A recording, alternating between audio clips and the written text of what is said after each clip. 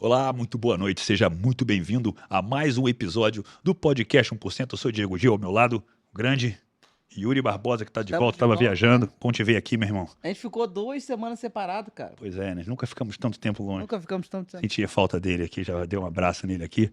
Ele já me sacaneou imitando jogando golfe, mas tá tudo certo. Mas o nosso convidado de hoje também é golfista, estava aqui à minha defesa. E é um cara que eu conhecia há Não muito tava pouco tempo. defesa nada. Ele não te defendeu coisa nenhuma. Ele só ficou rindo. Não, ele Deixa joga, de ele ser sabe, sério. ele sabe o desafio que tem aqui, tá bom? Vamos lá. Eu quero chamar a atenção que isso é muito sério, porque eu conheci ele no evento que a gente estava junto, pela forma que ele se comunicava, pela maneira eloquente que ele chamava a atenção, e não só como ele chama, mas a forma e o conteúdo que ele trouxe me fez convidar ele aqui para que vocês possam entender um pouco mais sobre estratégia empresarial. É o primeiro passo, é aquele que cria o fundamento do seu negócio, ele é um mentor. A história dele de vida, estou falando de um cara de faturamentos de mais de múltiplos 8, 9 dígitos, então é um nível de conhecimento que talvez você não esteja nem preparado para receber. E Yuri, você está preparado para tanto conhecimento assim? Tô aqui pra aprender, né, meu filho? Então tá bom. Então, pessoal, com vocês aqui, Felipe Winston, o cara mentor empresarial que trabalha a parte estratégica como ninguém. Seja muito bem-vindo, meu irmão. Obrigado aí, gente. Obrigado pelo convite. É uma honra estar aqui com vocês. Filipão, primeira questão que eu quero perguntar para você é, quando a gente teve uma conexão, eu comecei a ver que você tem uma visão de negócio que ela não vem do digital. Total. Ela vem de algo que é anterior. E você até estranhou, né? Como o digital é um mercado amador. Então, você que teve uma conexão em Harvard, ficou 3 anos lá. Então, você aprendeu no berço, assim, de um dos locais de maiores conhecimentos do mundo. O que hoje, de cara, para abrir aqui o podcast, você pode chegar e falar que você domina e que o mercado digital hoje está carente? O que você vê nesse mercado que você, numa visão de uma posição perceptual de fora, pode chegar e falar, Diego, quando eu olho para o mercado digital, o que eu mais vejo, que eles não têm, o que eu contribuo, aonde eu posso botar a mão e eu sei que eu faço a diferença, é isso. Mas antes de responder minha pergunta, fala para as pessoas um pouco dos seus números, se você puder abrir, para eles terem uma noção do nível de resultado que você já teve. Perfeito. Então, primeira coisa, obrigado pela introdução, mas eu costumo dizer que, na verdade, eu sou muito ruim em muitas coisas. Apenas eu sou muito bom no que eu foco. E a vida toda eu foquei em estratégia. Então, muitas pessoas falam, mas a sua trajetória universitária foi boa. Sim, eu fui primeiro aluno de engenharia da UFRJ, fui primeiro aluno de mestrado da PUC, estudei 3 anos em Harvard, mas esquece tudo isso. A gente falou um pouco do golfe. O golfe não é tanto exemplo, mas o que mudou a minha vida foi o esporte. Então, dos 3 aos 23 anos, eu fui federado, primeiro como todo nerd, em natação. Depois eu fui jogar basquete, vôlei e handball. E aí eu aprendi as lições que eu usei no meu negócio. Primeiro, você aprende a perder. Um nerd geralmente não aceita muito derrota. 2, você aprende que sozinho você não chega a lugar nenhum. 3, você aprende a fazer com que as pessoas sejam a sua melhor versão. Então, respondendo um pouco da sua pergunta, e vou falar dos números, a gente saiu do zero, eu montei uma empresa em 2003 aqui no Rio, cheguei a ter mais de 100 funcionários, faturando mais de 65 milhões, e tive etapas.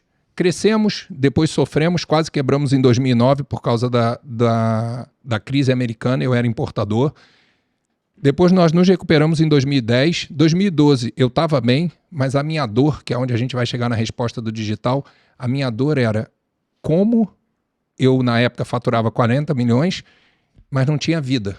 Então, eu trabalhava sábado, domingo, feriado, porque na área médica a gente tinha congressos todo sábado e domingo. E eu falava assim, cara, não sou burro, trabalho pra caramba, como é que alguém fatura 1 bilhão? E aí eu vou entrar um pouco na resposta. Primeira coisa, esse curso que eu fiz é o OPM, Owner and President Management, para donos e presidentes de empresa em Harvard. Eu sou da turma 45. Hoje custa $150 mil pelos 3 anos. E você paga um valor desse, você espera o quê?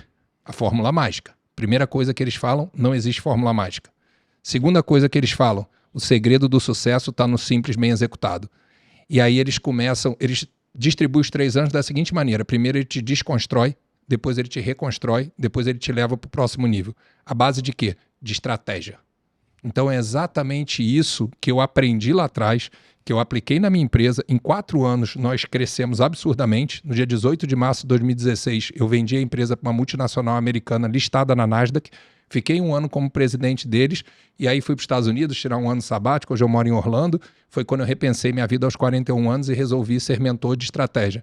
Porque foi isso que Harvard me ensinou. E a definição mais simples de estratégia é direção. E a gente estava conversando aqui antes. Para mim é o seguinte, 80% das pessoas são preguiçosas. Elas nem me procuram, porque elas não são empreendedoras.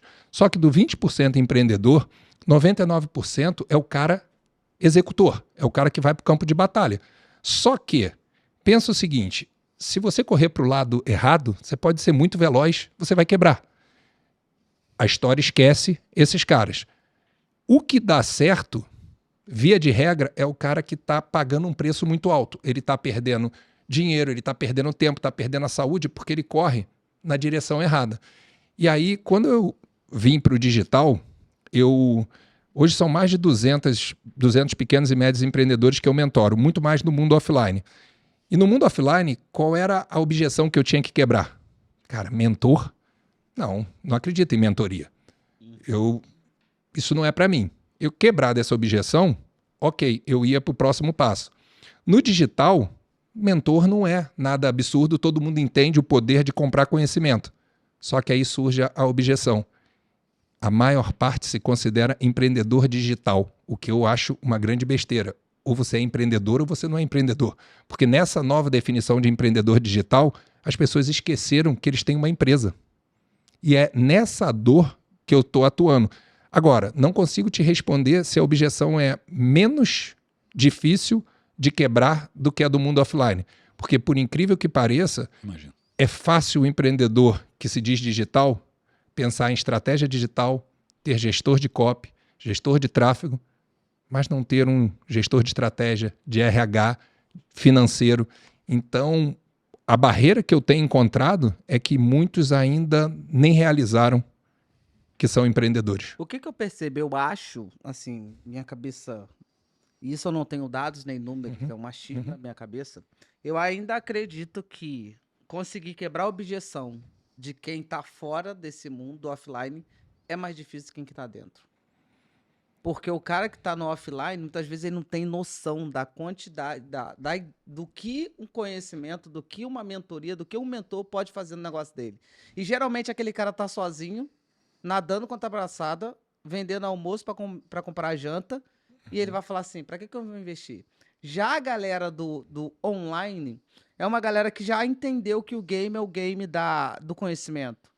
Que o jogo do conhecimento é a moeda mais importante, né? Tanto que quando Deus aparece para Salomão que pergunta o que queres que eu te dê, ele fala, eu quero que você me dê entendimento, sabedoria. Conhecimento. E o povo do online tem. E é uma galera que tem uma condição melhor para investir e se não tiver, eles vão dar um jeito para fazer acontecer, para levantar dinheiro. Então eu vejo que a percepção de valor do offline é mais difícil. E aí, muitas vezes, eles entram assim. E é bom você trazer os números, porque você consegue perceber que ele não é um vendedor de curso. Não é um vendedor de curso. Eu acredito que a empresa que tu vendeu deve ter vendido por milhões. E se você quisesse parar de trabalhar, você teria parado de trabalhar. Sim. Né? Então, eu acredito que você faz o que você faz é mais pela missão e não por... Posso te responder. Segundo ponto, pela missão. Mas o primeiro, as pessoas me consideram um cara de sucesso. Eu acho que não, porque sucesso para mim vai ser criar 3 mulheres fortes para o mundo. Eu tenho 3 filhas, hoje com 16, 14 e 8 anos. Por incrível que pareça, eu poderia contar qualquer história bonita, mas sabe qual é a razão de eu fazer o que eu faço hoje? A minha filha, quando eu vendi a empresa mais velha, tinha 10 anos. E ela um dia chegou para mim e falou assim, papai, tenho muito orgulho de você. Aí eu já tenho 1,96 m, fiquei com 3 metros. Falei, legal, filha, tamo aí.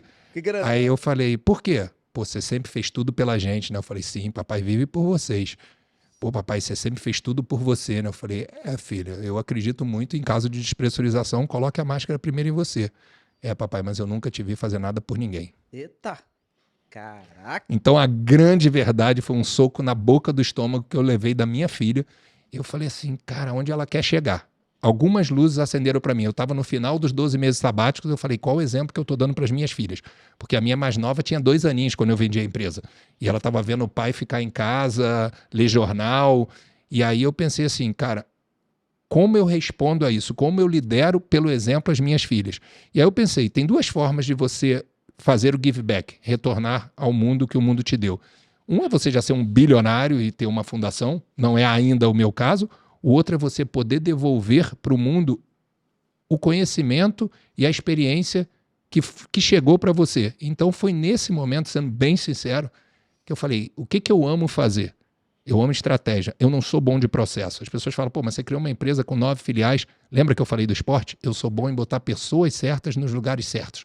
Pessoas melhores que eu nas posições necessárias. Então, eu falei, nesse momento, eu escrevi 5 regras. A número 4 era amor e a número 5, give back. Eu resolvi o que eu amo fazer, o que eu faria não por dinheiro. E a verdade foi essa, os 3 primeiros anos eu não estava nem preocupado com dinheiro. Até quando eu entendi que foi uma funcionária minha que falou, cara, para de falar que você não precisa de dinheiro, porque eu preciso, senão eu não trabalho mais para você.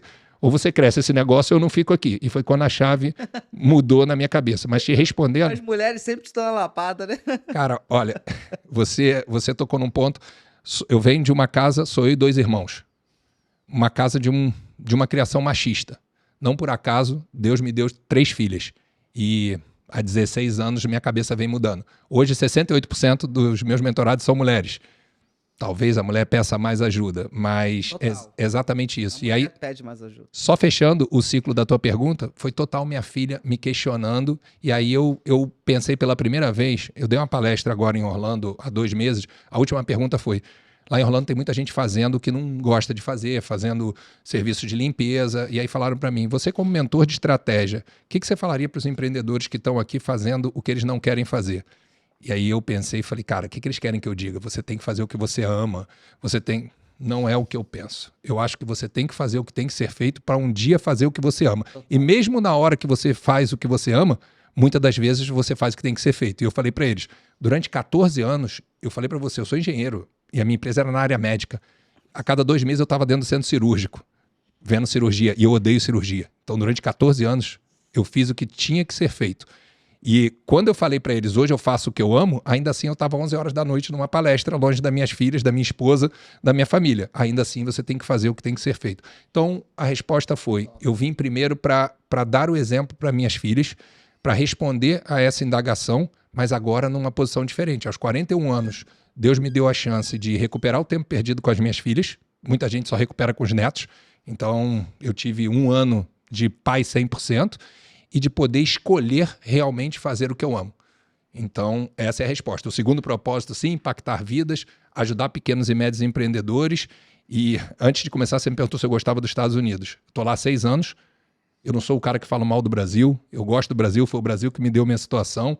Estou lá porque a família quer estar lá, mas sabe quando a chave virou para mim? Quando eu fiz um trabalho junto com a Globo Internacional, descobri que nós somos 3 milhões de brasileiros morando nos Estados Unidos, 38 mil CNPJs. Então eu posso também ajudar brasileiros estando lá. Hoje 60% dos meus mentorados estão no Brasil, mas 40% estão nos Estados Unidos. Sensacional. Olha, muito legal, Felipe, que você trouxe dessa visão de que mesmo fazendo o que você ama, tem coisas dentro do que você ama que não vão ser prazerosas. Exato. A questão é que você tem a diferença entre sofrimento e sacrifício. O sacrifício tem um propósito maior. E isso é muito bonito, eu gostei, eu acho que isso ajuda muito você que está em casa. Mas eu queria fazer um questionamento a você, voltando à questão que você falou do mercado, que o digital, as pessoas têm uma mente mais aberta para investir. Eu concordo, mas eu concordo de uma forma diferente. Porque uma coisa é você investir, porque o digital ele tem uma capacidade de escalar, às vezes acelerar um resultado numa estratégia simples. Às vezes a gente varia uma estratégia e em 15 dias você fez uma oferta, de repente você botou mais 200 mil no teu caixa. Então, assim, as pessoas investem em conhecimento que muitas vezes são de aplicabilidade rápida, que geram caixa. Será que eles estão dispostos a investir num modelo de negócio? É aquilo que você falou. Que é o que a minha dor do ano passado, quando o meu Instagram caiu.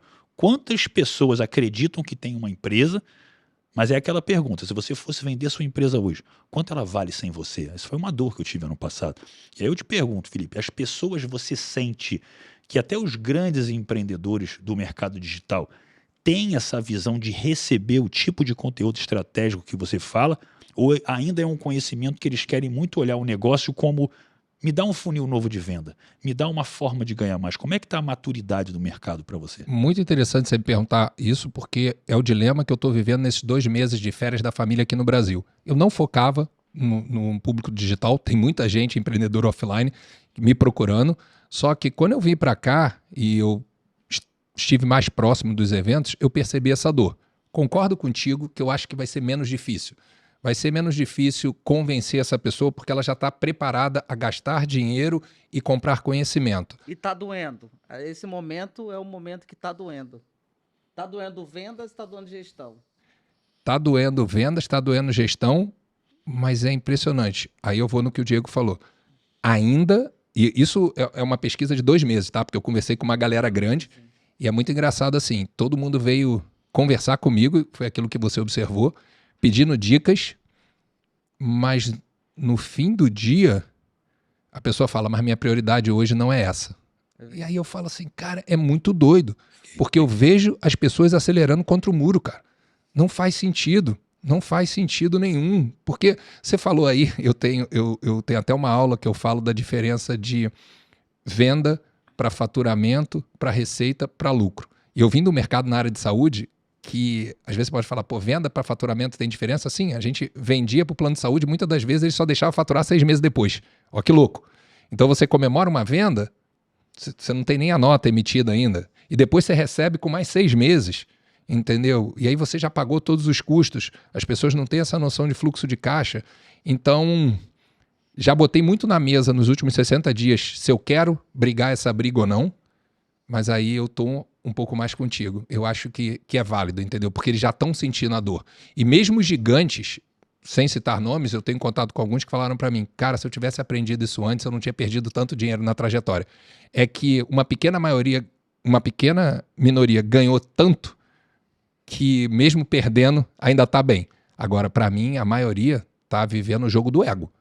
E, gente, nada de errado nisso, porque eu vivi durante muito tempo. Falei para vocês que eu tive 9 filiais. Até o momento que eu fui para Harvard, e Harvard me ensinou a fechar 7.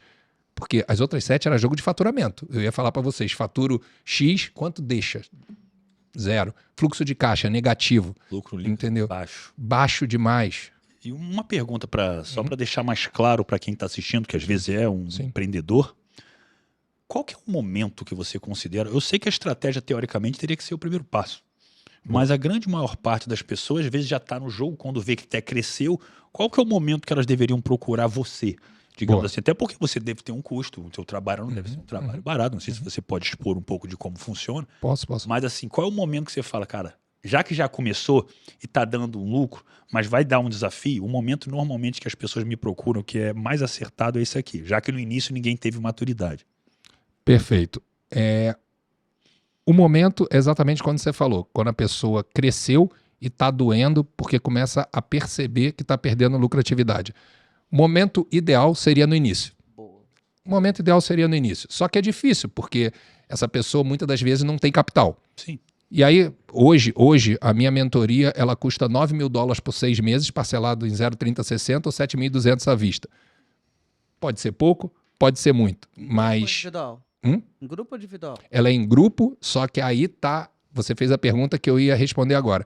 Ela tem também 6 horas comigo individuais. E a partir de agosto, eu corto as horas individuais, porque hoje eu não estou dando conta. Como eu falei para vocês, eu saio daqui, dou outra mentoria, e aí eu subo a galera para um mastermind para $20.000 e só nesse mastermind vai ter hora individual comigo. Foi uma forma de eu subir o muro, porque a entrada, principalmente nos Estados Unidos, e aí é um dilema. Muita gente fala para mim que eu deveria abandonar o Brasil. Eu não vou abandonar o Brasil nunca.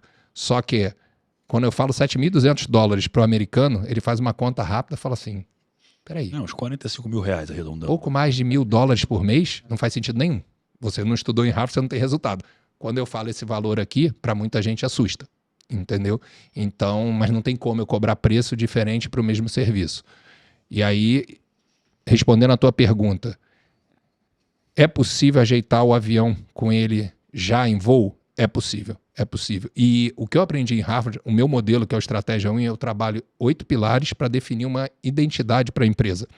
E como você quer ser reconhecido. E a partir disso a gente define 3 prioridades, porque o nosso cérebro não consegue trabalhar com mais do que 3 prioridades. Todo mundo chega para mim e fala, tenho 20, desculpa, isso é to-do list. E aí a partir do momento que você tem 3 prioridades, você trabalha 70% do teu tempo nessas prioridades. E aí você não chega em casa com aquela frustração de não ter tocado onde tinha que tocar no dia.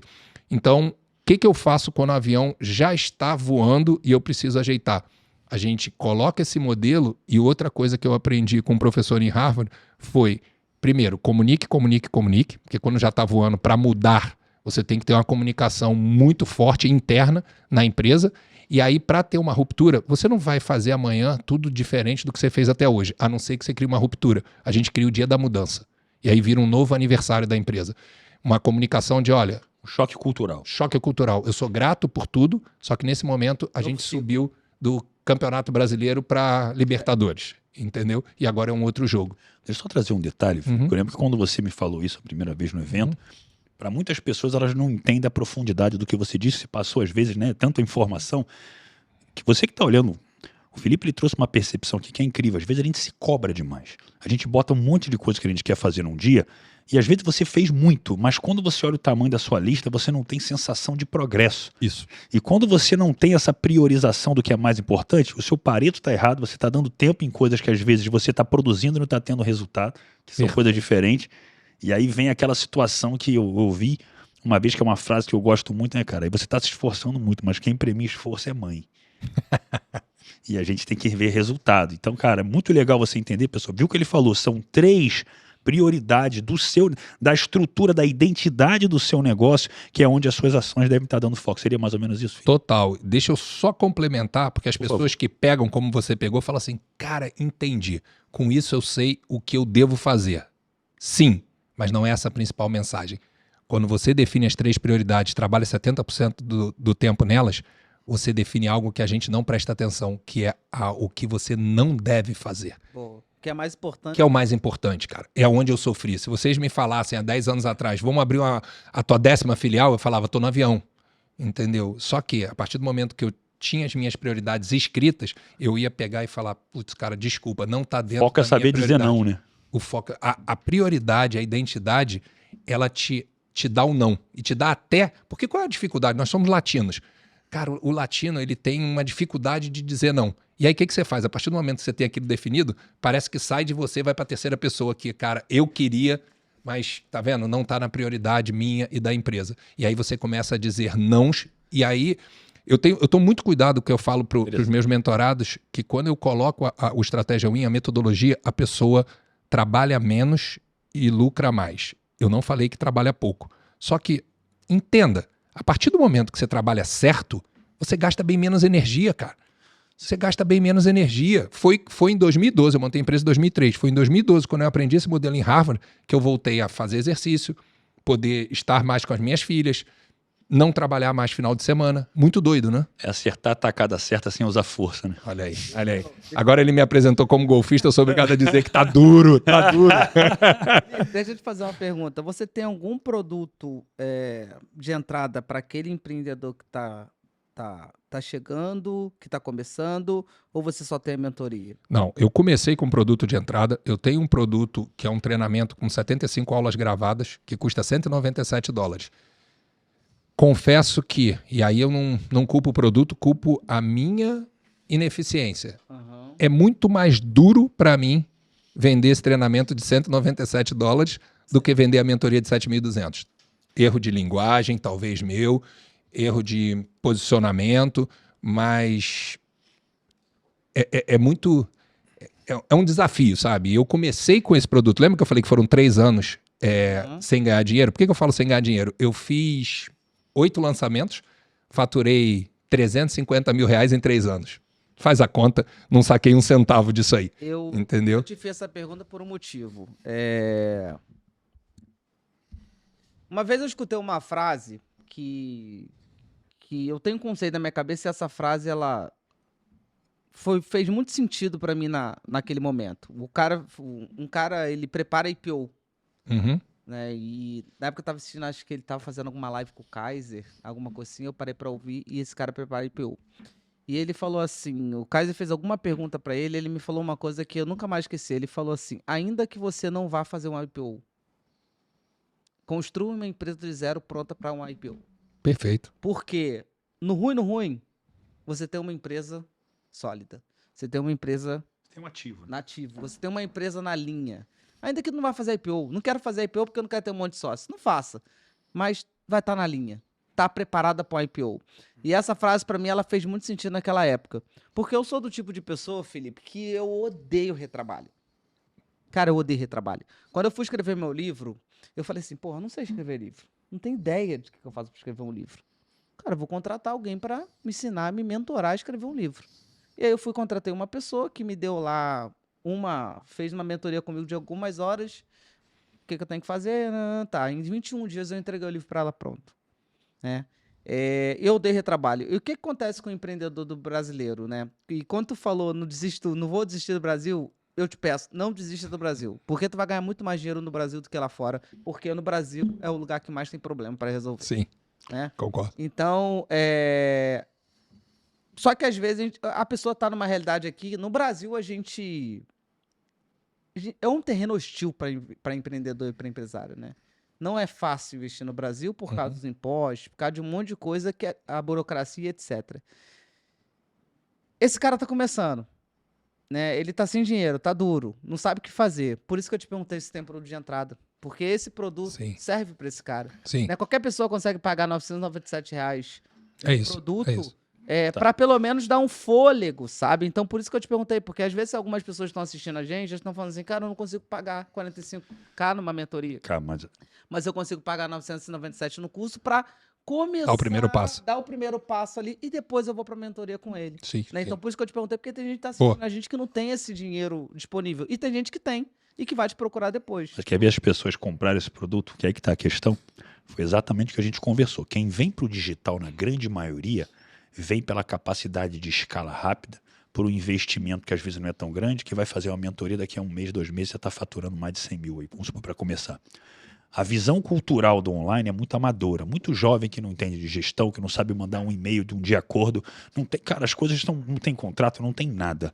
Então, assim, as pessoas não entendem. E aí que vai a pergunta que eu acho que você vai ajudar muita gente. As pessoas primeiro pensam assim, eu vou ganhar dinheiro, depois eu vou ter dores de gestão, e aí eu vou atrás de uma gestão. E o que o Felipe falou pra gente aqui, eu quero que você fale para as pessoas. Felipe, qual é a diferença, então, da estratégia para a gestão, de uma certa forma? Porque eu sei que é bem diferente, mas a forma que você traz, talvez deixe o público aqui entendendo o que é realmente o valor da estratégia. Porque é bonito de falar, né? Você tem que ter uma estratégia. É como você me perguntar, Diego, você fica com menos de 8% de gordura o ano inteiro. O que você come? Ou o que você faz? Aí eu vou falar, é disciplina.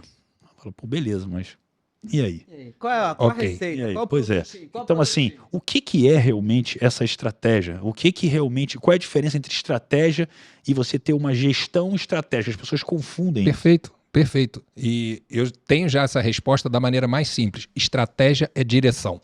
Imagina o seguinte, você quer sair do ponto A para o ponto B. A estratégia te diz a direção, o rumo que você vai colocar. A gestão é como você chega lá. A gestão, ela vem te trazendo. Então, não tem menos ou mais importante. Agora, tem um grande problema. Muitos dos executores, eles correm antes de estudar a direção. Eu peço para as pessoas assim, cara, me dá 2 horas a cada 2 meses para a gente retrabalhar a tua estratégia. Porque eu sei que o segredo do sucesso, 70% está na execução, mas 30% está na estratégia. E o executor, ele negligencia a estratégia. Direção, cara. Pensa uma corrida. Se eu contratar o Usain Bolt para minha empresa e ele correr para o lado errado, Perfeito, vocês excelente. ganharam, cara. Entendeu? Agora, vamos lá. Excelente. Os que correm para o lado errado nem me procuram, porque eles quebraram. Quem é que me procura? É o cara que, por feeling, sabe que ele tem que chegar lá. Só que como ele não tem uma estratégia, como é que ele chega? Na raça. Então esse cara, ele trabalha pra caramba, ele gasta dinheiro, ele perde dinheiro. E aí, aonde eu tô vendo a oportunidade dentro do digital? Quando eu tenho mais de 10 minutos de conversa com a maior parte que tá tendo sucesso, o início ele me conta as vitórias. O segundo passo é assim, tá duro, cara. Tá duro, eu tô prestes a ter um burnout. Exato. Aí eu falo, não faz sentido, cara. Então, corroborando com a sua resposta mais um pouco, que as pessoas confundem isso. Não, Felipe, eu tenho uma estratégia. Olha aqui como é que tá meu fluxo, meu funil de vendas aqui. Então, assim, qual é a diferença de uma estratégia primária com uma estratégia que, na verdade, é uma estratégia comercial? Eu tenho minha estratégia comercial, eu tenho uma esteira de produtos, eu tenho aqui o Perpétuo, eu tenho o lançamento, eu tenho aqui minhas sessões estratégicas de high ticket, mas as pessoas confundem isso. Então, qual é a diferença? De novo, com mais clareza, assim. Boa, porque ele deu uma risadinha. Ótimo. Não, porque ele mas ajudou aí. é o que o digital chama de estratégia. Isso não, eu tenho minha estratégia montada aqui, ele está investindo tanto em tráfego e tal, não é Você assim. tem estratégia de produto, cara. Uma coisa é estratégia de produto, outra coisa é estratégia da empresa. Até porque dentro da estratégia da empresa, ela depende muito mais de quem é você, qual a sua vantagem competitiva, aonde você quer chegar. O pessoal pasteurizou tudo e jogou todo mundo para a estratégia de produto. Por isso que muita gente não entende que tem uma empresa. Nada de errado com estratégia de produto. Você tem que ter estratégia de produto. Contanto que antes você tenha a estratégia da sua empresa. E eu não vejo as pessoas parar para pensar. E você trouxe um ponto que eu queria complementar. Sabe aonde eu aprendi isso? Eu montei a empresa em 2003. Em 2008, um fundo de investimento quis comprar a minha empresa. E aí eu faturava, sei lá, uns 30 milhões, 25 milhões na época, achava que valia alguma coisa. E aí, 2 meses de due diligence, vem um relatório. Por causa disso, a sua empresa vale menos 5 milhões. Falei, peraí, cara, como menos 5 milhões? Ele falou, a sua empresa é você, cara. Você não tem processos. Cara, se eu compro a sua empresa e você sai, vai todo mundo atrás de você e ainda põe ação trabalhista contra mim. Então, assim, para eu comprar a tua empresa, tu tem que me pagar. E aí é que eu digo, eu tinha 2 opções. Olhar aquilo e chorar, ou olhar aquilo e falar, acabei de receber a receita do que eu tenho que consertar. Então, em 5 anos, a gente foi consertando cada ponto. Em 2012 foi a primeira proposta de ser comprado de buyout. Cara, a resposta que a Ernest Young deu é o seguinte, cara, vocês estão mais estruturados que muita empresa grande. Porque eu peguei aquela receita do que não valia e é isso que eu tento trazer para o digital. Cara, é o simples bem executado. Os pilares que eu trabalho são pilares simples, mas a gente precisa construir uma estratégia. Então, você tocou num ponto, porque o cara fala assim, não, eu tenho a minha estratégia de mídia social, eu tenho a minha estratégia de copy, eu tenho... E tem que ter.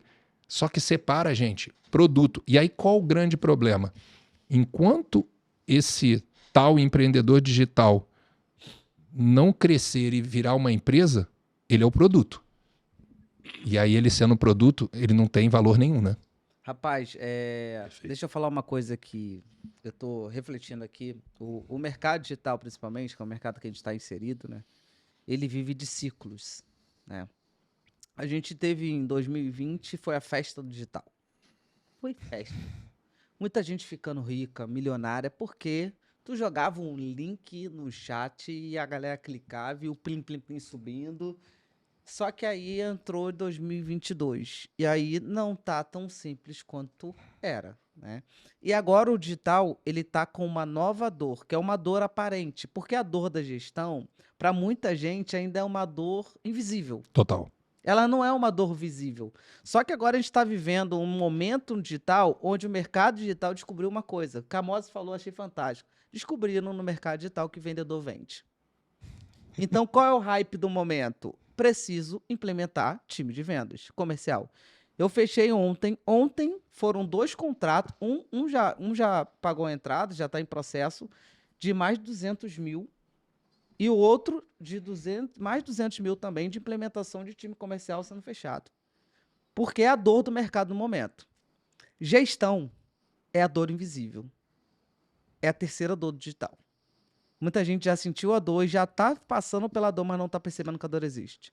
Vai reconhecer quando a água bateu na bunda. Assim como o time de vendas nunca foi dor. Era uma dor invisível. Porque Perfeito. Antigamente era, botava um link, Vendia. 80% clicava no link, 20% era o time de vendas. Time de venda não, time de suporte recuperando o carrinho. Não era um vendedor na ponta. Só que agora é 20% no link e 80%, ó. Time de vendas, funil e coisa. A próxima dor do mercado digital, escreve isso aí. A próxima dor que vai ser visível, porque já existe. Existem 2 tipos de dores. A invisível e a visível. Total. Puxei isso agora na minha cabeça. Não, mas A não, a sua linha de invisível é raciocínio aquela está que eu não certíssima. vejo. A visível é aquela que estou vendo. A dor visível digital agora é time de vendas. Sempre vem. A invisível é gestão. Posso te trazer uma informação?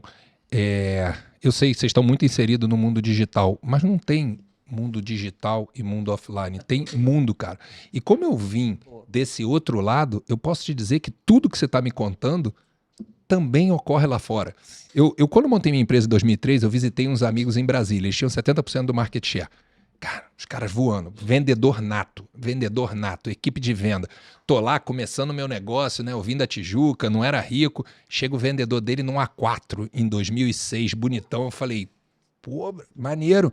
Falei pra ele, pô, quanto ganha aí o Luciano? Ele falou, pô, o Luciano ganha 30 mil. 30 mil em 2006, galera. Dinheiro pra cacete. 30 mil em 2006. Eu falei, beleza, né? Eu falei, pô, deixa eu vir pra minha área. Tinha acabado o meu mestrado e tal. E aí, olhei a empresa do cara, nada do digital. Não tinha controle nenhum, não tinha administrativo, financeiro, uma bagunça. Só que os caras, como entrava muito dinheiro, entendeu? Pô, eu viajava para os Estados Unidos com os caras entravam na Tiffany e compravam cada um solitário para mulher de 25 mil dólares. Eu tremia. Falava, pô, eles viajavam sem roupa, só de terno e compravam blusa sem experimentar para usar. E aí eu cheguei para eles e falei assim, cara, contrata um cara bom aqui de gestão. Aí ele falou, pra quê?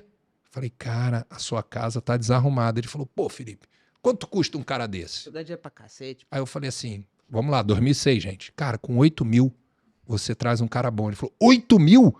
Eu nunca vou pagar 8 mil pra um cara. Eu falei, peraí, mas você paga 30 mil pro teu vendedor. Não, mas ele traz venda.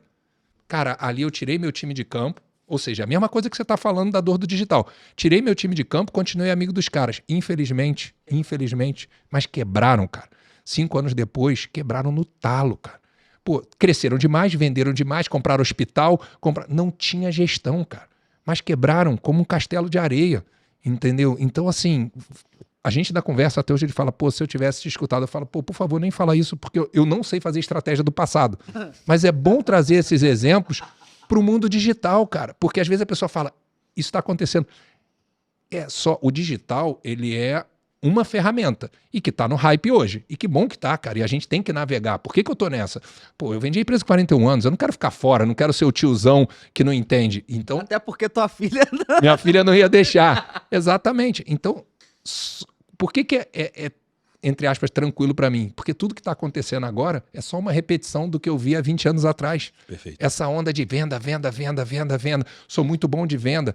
Até porque, vamos ser sinceros, se você não for pro campo de batalha, se você não vender, você não existe. Você não existe. Só que esse cara, como ele é muito bom de venda, ele não quer olhar a estratégia. Só que qual é o lance? Ele vende, cresce, ganha muito dinheiro e o tombo é muito maior. É muito grande, cara. É muito grande. Olha, tem uma questão que é dura e as pessoas em casa talvez vão tomar um choque. É que quando as pessoas vêm para o mercado digital, se preconiza a ideia da tal da liberdade de tempo, que é bem trabalhado. O Felipe já está até rindo porque ele já ouviu isso de gente grande. Pessoal, atenda uma coisa. Exatamente por não terem estratégia, exatamente por só estar olhando para a venda e não ter uma empresa, e bota uma coisa na tua cabeça, não dá para ser estrategista, não dá para ser expert e CEO ao mesmo tempo. Você vai precisar de uma equipe. E muitas das pessoas, a grande maioria, só vai sentir a dor da gestão quando toca no dinheiro. Isso não significa que eles vão ter tempo. Porque, pelo contrário, como está o celular na mão, trabalha de onde tiver que trabalhar, cara, isso aqui é 18, 16 horas por dia. Tem gente que não larga isso, mas por nada. Então, assim, a questão maior é, aí eu pergunto para você, as pessoas quando vão atrás de você, e você lá no passado, e é um questionamento que eu quero até te entender, Sim. porque você falou, Diego, eu não sou o cara do bilhão, mas eu quero chegar lá. Sim. Então, como que você contrasta dentro de você, Felipe, pessoa, a visão da qualidade de vida, do valor do seu tempo com as suas filhas, né, nos seus hobbies, e a ambição do crescimento? E como é que você, isso para você, e como é que você vê realmente o mercado? As pessoas dão valor para o tempo, porque é o que eu falo, Yuri sabe, eu tenho pelo menos 8 a 10 horas por dia hoje, para mim, importante, que eu já jogo, como eu falei, eu jogo golfe na academia, as coisas que eu curto, e eu não abro mão. É o não que eu soube dizer, porque dentro dos meus valores, da minha identidade, né, na hierarquia dos níveis neurológicos, eu tenho a minha identidade de falar, cara, isso é importante para mim. Então, como que você, Felipe, faz isso? E como que você orienta um empresário que quase sempre vai te buscar, porque ele quer um crescimento de negócio, mas você acredita que deve entrar muito no que você já viveu na vida do cara e mostrar para ele, cara, mas e você? Você está mostrando toda a tua empresa, e sua família. Como é que é isso nos seus clientes? Vamos lá. Primeiro, o mentor é aquele que já passou pelo que as pessoas estão passando. Então, todas essas dores eu passei.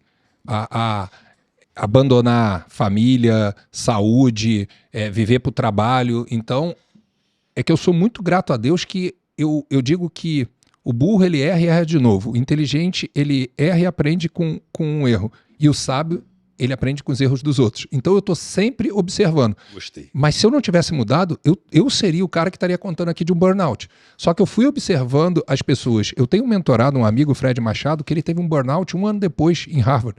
Ele entrou 1 ano depois de mim, um cara aos 40 anos. E aí um professor de lá pegou para mentorá-lo. Então ele hoje é o único cara credenciado por Harvard para falar de liderança autêntica. E ele trouxe alguns dados que mudaram a minha vida. Eu já assisti a palestra dele 3 vezes.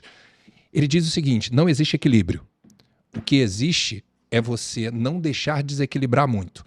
Então, assim, não existe vida pessoal e vida profissional, existe uma vida só. E você já aprendeu isso, entendeu?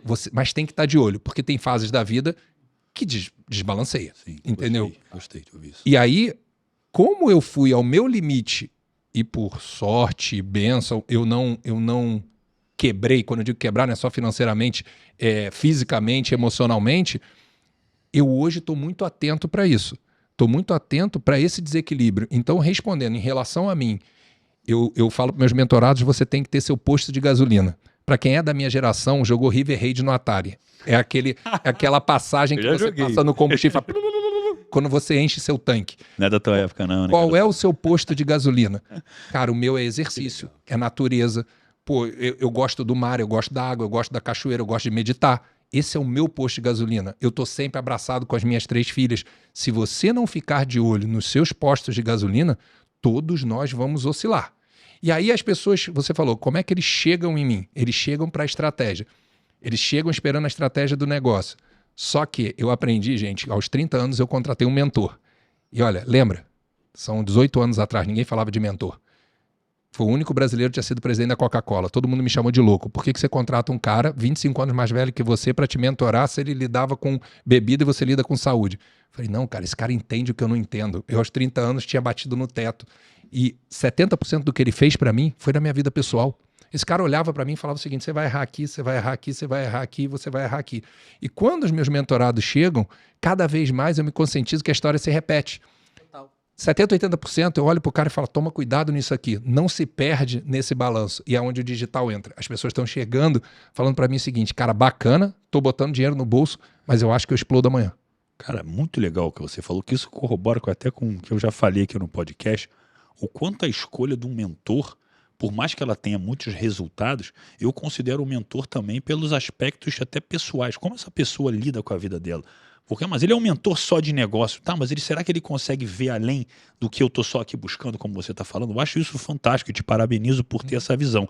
Mas aí lhe pergunto, se é uma questão, até me perdoe usar esse termo, mais egóica, ou é uma marca, porque a gente às vezes tem um objetivo, não necessariamente só por atingi-lo, mas por ter o que é a primeira lei, tem 10 leis de 1%, a primeira é progresso vale mais que resultado.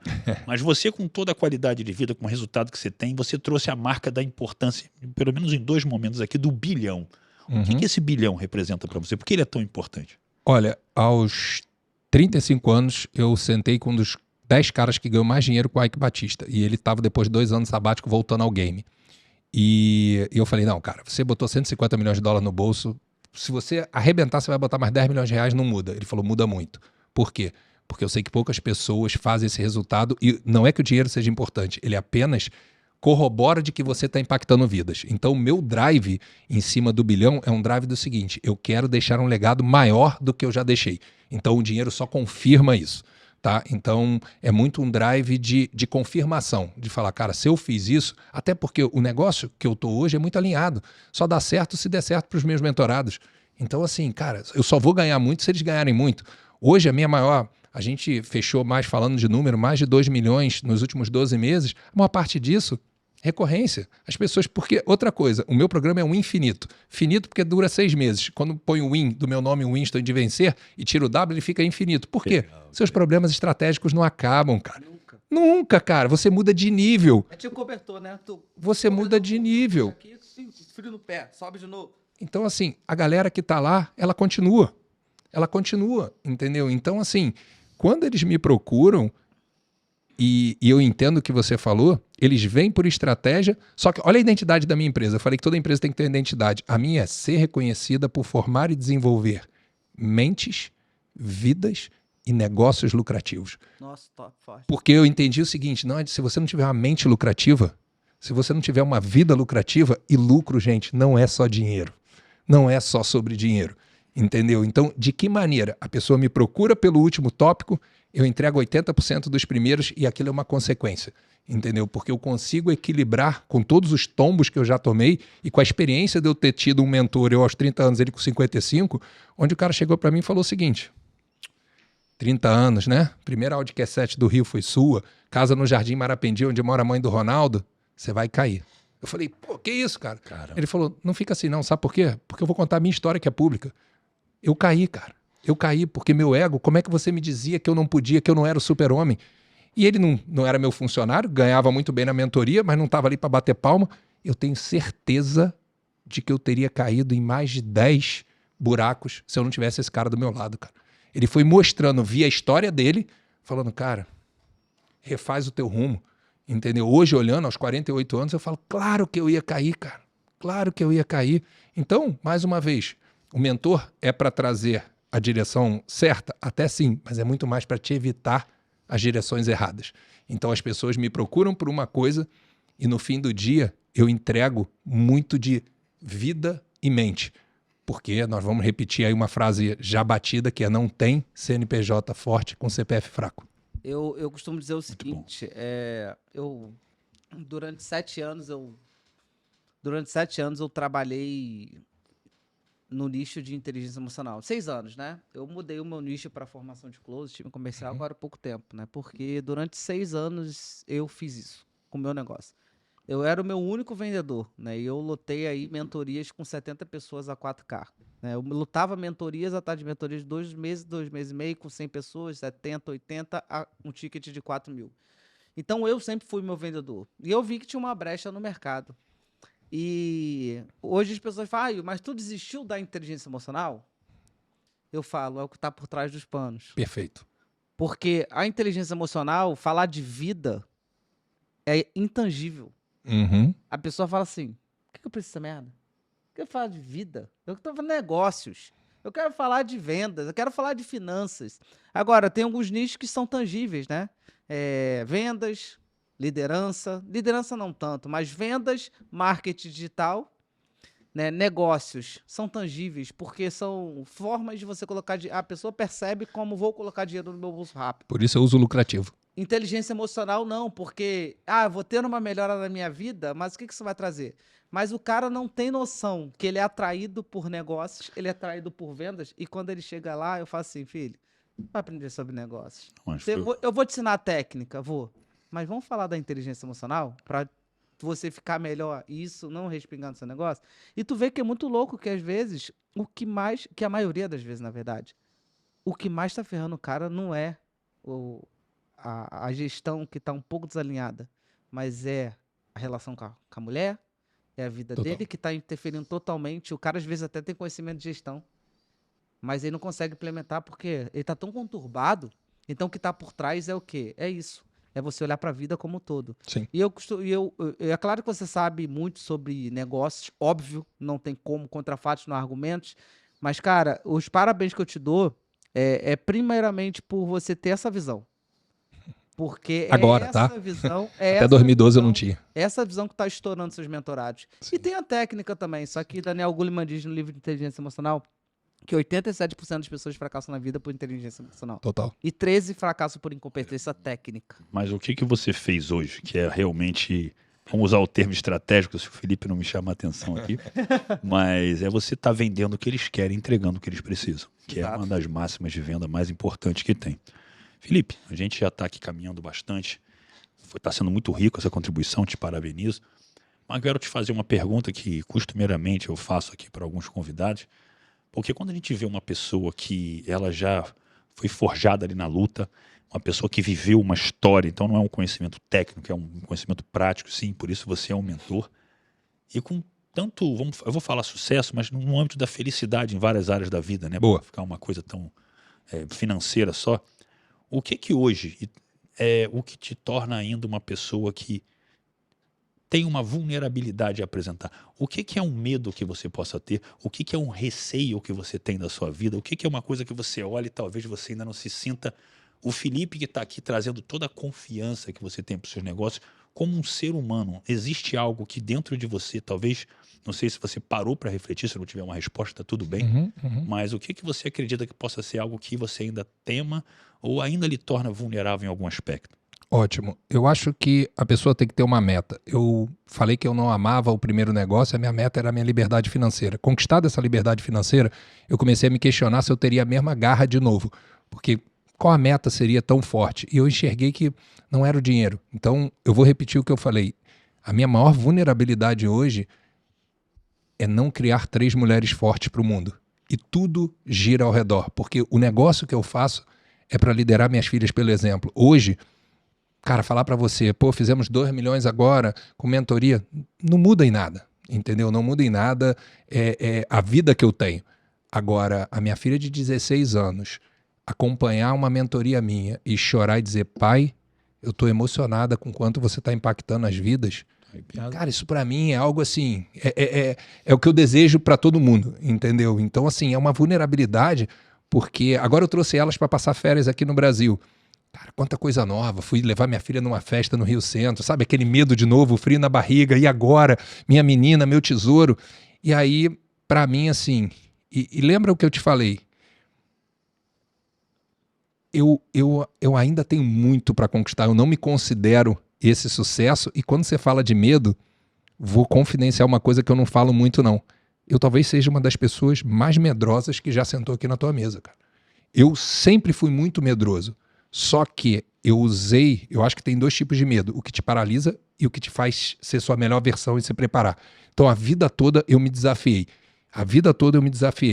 E hoje falar pra você sempre pode falar, pô, mas cara, quais são as chances de dar errado? Eu tenho sim medo de não dar certo. São 3 meninas, entendeu? Então assim, tudo que eu faço hoje, tudo que eu ponho a dedicação é porque no fim do dia, o que os outros pensam de mim não me importa muito. Que as minhas 3 filhas pensam faz toda a diferença. O medo de decepcioná-las é algo que me move, assim, muito mais do que o dinheiro me moveu lá atrás. Muito mais. Nossa, muito boa sua... Porque você falou da sua filha, dela se emocionar. Eu acho que não consigo imaginar algo que traga mais felicidade que isso. Eu arrepiei aqui. Muito, muito significativo que você falou. Mas uma pergunta que pode vir até de uma questão, talvez, material ou não. Uma meta ou alguma conquista que você pessoalmente agora você ainda queira atingir? Como eu falei, pode ser material, pode ser... Ou até se tiver um material por curiosidade, ou se tiver outra também que seja um pouco além. Eu ponho metas financeiras, mesmo tendo conquistado a liberdade financeira. E eu vou divulgar aqui porque eu já falo no meu Instagram e vai aparecer. Eu tenho um hobby, que eu já vi que você tem também. Eu com 2 anos, meu pai falava que eu sabia todos os carros. Todos os carros. Eu sabia todos os carros que existiam. E eu sempre coloquei metas assim. Poxa, lançou a Cayenne. Cara, daqui a 2 anos, o que eu preciso fazer para poder ter esse carro? Para ter esse carro, eu tenho que ter tantas Cayennes no banco, tal, não sei o quê. E eu não tenho problema nenhum, não tenho problema com dinheiro, nada disso. Sabe o que me moveu financeiramente para esse resultado dessa mentoria High Ticket? Cara, eu simplesmente, em outubro do ano retrasado, eu tinha uma Land Rover, aquela SVR, aquela acima da Supercharger, tinha 10 meses, eu falei, cara, já tive Ferrari nos Estados Unidos, falei, o que eu quero agora? Falei, uma Lamborghini Urus. Fui lá, encomendei. E o carro tá chegando início de agosto, entendeu? Então, assim, sinceramente, ela custa os 2 milhões que eu fiz na mentoria. Mas eu não fiz pelo dinheiro, entendeu? Mas eu ter aquela meta me fez me dedicar mais, entendeu? E essa meta, eu me comprometi com um dos meus melhores amigos. E ele falou, você vai pegar do banco e vai pagar. Eu falei, não vou. Eu vou fazer dinheiro novo. Eu não preciso desse dinheiro, mas eu vou fazer dinheiro novo. E aí eu mostrei o faturamento para ele. Eu tô pagando o carro agora, quando eu chegar dia 31 nos Estados Unidos, que ele deve estar desembarcando da Itália início de agosto. Opa! Falei, cara, tá aí. Eu fiz essa pergunta porque quando as pessoas veem alguém que tá tendo um resultado além, às vezes, exatamente, desapegar um pouco do material, as pessoas acreditam que às vezes elas possam estar se sentindo com uma mentalidade frágil, do tipo, sou imaturo por querer talvez um carro. E na verdade você vê que não tem nada demais. Você que está em casa, você querer ter uma meta financeira de alguma coisa, uma casa que você quer morar, um carro. E às vezes pode ser uma coisa menor no primeiro momento, às vezes é o iPhone mais moderno que vai sair, que você fala que aquilo ali eu mereço.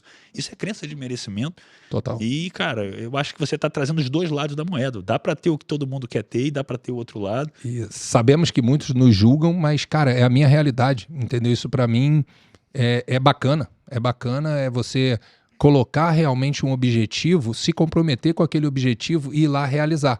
Porque todo mundo olha, esse mesmo amigo e mentorado, ele falou assim, poxa, pra você tudo é mais fácil, né? Porque você tem um QI elevado, não sei o que. Eu falei, cara, não é verdade, brother. Não é verdade. E quando você atinge um tal sucesso financeiro, você acha que as pessoas não estão esperando uma queda sua? Você acha que não está todo mundo olhando e falando, cara, no digital ele não vai. Esse cara não vai, não vai conseguir. Porque ele fez uma vez, ele não vai fazer de novo. A pressão tá para todo mundo, cara. É só a maneira que você encara essa pressão. Isso para mim é combustível. Isso para mim é combustível. Se tá todo mundo dizendo... Porque eu patinei, gente. Os 3 primeiros anos eu patinei no digital. Era muito novo para mim, tal. E quantas vezes... Sabe o que eu mais escuto hoje? Cara, bacana esse teu resultado, né? Você é resiliente. Aí eu olho assim e falo, chame do que quiser, entendeu? Fala assim, eu teria desistido nesses 3 anos. Eu falei, e tudo bem. Não. Eu sou uma pessoa que não desistiu. Mas olha que legal. 3 anos de digital. Tem gente desistindo com 3 meses. Quando ele viu que a empresa dele não tinha o valuation, que ele não tinha olhado para isso, ele falou, não, Diego, eu comecei a trabalhar, foram 5 anos. As pessoas não têm noção disso. Quando eu paro para pensar, há 5 anos atrás, eu era um cara que estava endividado, devendo quase 40 mil. Há 6 anos atrás, eu morei a vida inteira com a minha mãe, porque eu não tinha dinheiro para sair de casa. Então, às vezes, a gente se cobra demais, mas a gente olha para você que está em casa, olha para você e se veja 5 anos atrás. Boa. Sabe? Perceba também o que você está construindo. Não precisa nem 5 anos. Não, mas alguns meses. Não, pois mas é o que eu falo assim, eu não me dou conta que essa realidade de 5 anos atrás foi a mais difícil da minha vida. Então, o contraste é muito alto. Para mim, foi simbólico esse time. Então, é o que você projeta, né? Aí que está a estratégia de você entender que para você perdurar nesse projeto, eu acho que o Felipe pode falar também isso com mais categoria, se você não tiver uma estratégia, uma identidade onde você esteja ali afinado, porque não é só uma questão da orientação estratégica da direção, mas é do propósito dessa direção. Total. Porque senão, como é que você vai perdurar 5 anos numa coisa sempre? Porque eu treino há 24 anos e meio. Eu não faltei 2 semanas numa academia assim, nunca. Então, por quê? Porque eu gosto desse troço, cara. Eu gosto. Não é mais porque eu preciso do resultado. Eu gosto do resultado, mas é um processo. Ele é mais mental do que físico hoje.